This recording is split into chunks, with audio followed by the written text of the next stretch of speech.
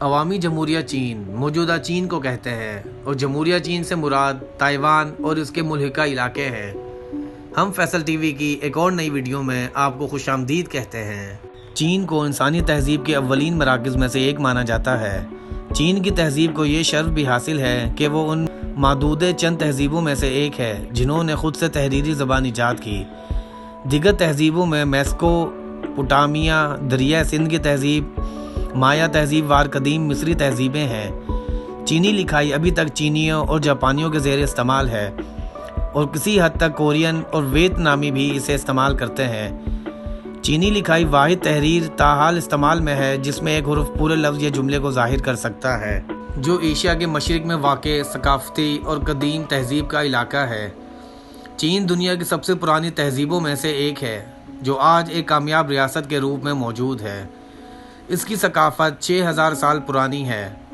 جنگ عظیم دوم کے بعد ہونے والی چین کی خانہ جنگی کے اختتام پر چین کو دو ملکوں میں تقسیم کر دیا گیا۔ ایک کا نام عوامی جمہوریہ چین اور دوسرے کا نام جمہوریہ چین رکھا گیا۔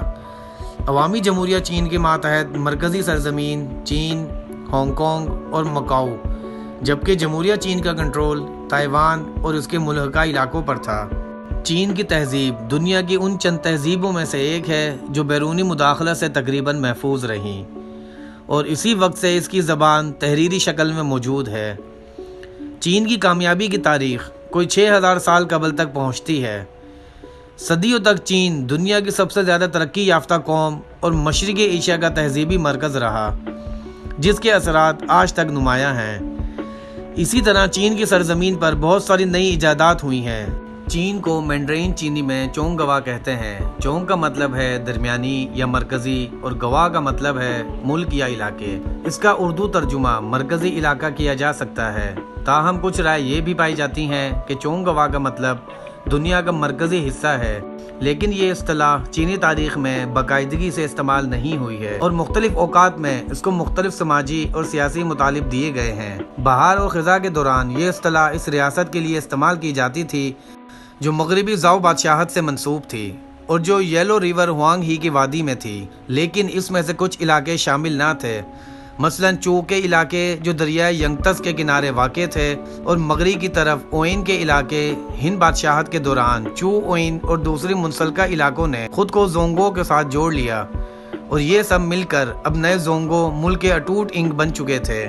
ہند دور کے دوران اور قبل چونگ گوا کے 3 مختلف معنی مستعمل تھے: دارالحکومت کے ارد گرد کا علاقہ یا بادشاہی علاقہ، مرکزی حکومت کے براہ راست زیر انتظام علاقہ، وہ علاقہ جو اب چین کا شمالی میدان کہلاتا ہے۔ ہند بادشاہت کے اختتام پر ہونے والی تقسیم کے دوران زونگو کے اصطلاح کو شمالی صوبے کے خانہ بدوشوں نے نئے معنی پہنائے۔ یلو دریا کی وادی کھونے کے بعد یہ معنی پختہ ہو گیا۔ چونگ گوا نے تیزی سے حرکت کر کے مزید جنوبی علاقوں کو اپنے ساتھ ملا لیا، جس کے نتیجے کے طور پر یہ سارا علاقہ ایک سیاسی اکائی وحدت بن گیا جو دریائے ینگتس اور دریائے پرل پر مشتمل تھا۔ تنگ بادشاہت کے دوران باربرین سلطنتیں جیسا کہ زیانگ بی اور زیانگ نو بھی اس میں شامل ہو گئیں۔ موجودہ عوامی چین نے جب سے مین لینڈ کا نظام سنبھالا اور عوامی جمہوریہ چین نے زونگو سے مراد وہ تمام علاقے لیے جو ان کے سیاسی انتظام میں تھے، اس بات کو یقینی بنایا گیا کہ تمام 56 لسانی گروہ زونگورین ہیں، اگرچہ یہ دعویٰ سیاسی طور پر متنازع ہے، خصوصاً جب چونگ گوا سے مراد عوامی جمہوریہ چین لیا جاتا ہے۔ انگریزی اور دیگر زبانیں عموماً لفظ چائنا کے مختلف شکلیں اور سینو یا سن کے لاحقے استعمال کرتی ہیں۔ خیال کیا جاتا ہے کہ یہ لاحقہ اور الفاظ اوئین بادشاہت کے نام سے لیے جاتے ہیں، جس نے پہلی بار کاف میم 206-221 چین کو ایک ملک کے طور پر یکجا کیا۔ کن یا چین کی ابتدا ایک چھوٹے سے جنگجو قبیلے سے ہوئی جو شانزی کے علاقے میں آباد تھا، جبکہ ہند نسل کے چینیوں کی ابتدا دریائے یلو کے مشرقی شاخ سے ہوئی، جس کے باعث لفظ چائنا کچھ جچا نہیں۔ کن یا چین بادشاہت نے چین کو تحریری زبان کو یکجا کیا، چین کے حکمرانوں کو بادشاہ کے بجائے شہنشاہ کا خطاب دیا۔ غالباً شاہراہ ریشم کے تاجروں نے اپنے آپ کو اسی نام سے کہلانا پسند کیا۔ لفظ چین یا چائنا کو ان معنوں میں بھی استعمال کیا جا سکتا ہے۔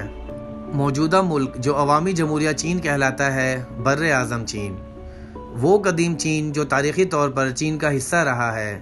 اقتصادی حوالے سے عظیم تر چین ایک غیر جانبردار اور غیر سیاسی حوالہ ہے جو بر اعظم چین، ہانگ کانگ، میکاؤ اور بعض اوقات تائیوان کو کہا جاتا ہے۔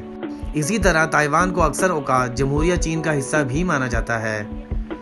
عموماً چائنیز یا چینی کا لفظ بہت محدود حوالے سے استعمال کرتے ہیں، جیسا کہ وہ زونگو کا استعمال ہند قوم سے وابستہ ہے جو چین کے اندر اور باہر چینیوں کی آبادی کا کثیر حصہ ہے۔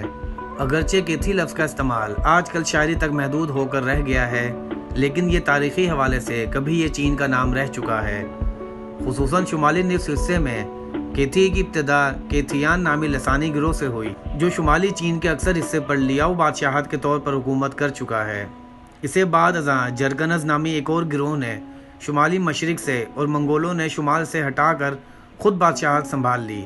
سیریز کا لفظ یونانیوں اور رومیوں کی طرف سے چین کے شمال مغربی علاقے اور اس کے باشندوں کو دیا گیا تھا۔ اس کا مطلب ہے ریشم سے بنے یا جہاں سے ریشم آتا ہے۔ سوچا جاتا ہے کہ سیریز لفظ ریشم کے چینی نام سے نکلا ہے جو سی ہے۔ یہی لفظ لاطانی میں ریشم کی ابتدا بنا ہے، یعنی سریکا۔ آج کی ویڈیو آپ کو کیسی لگی کمنٹ باکس میں ضرور بتائیں۔ ملتے ہیں نیکسٹ ویڈیو میں، تب تک کے لیے اپنا بہت زیادہ خیال رکھیں۔ اللہ حافظ۔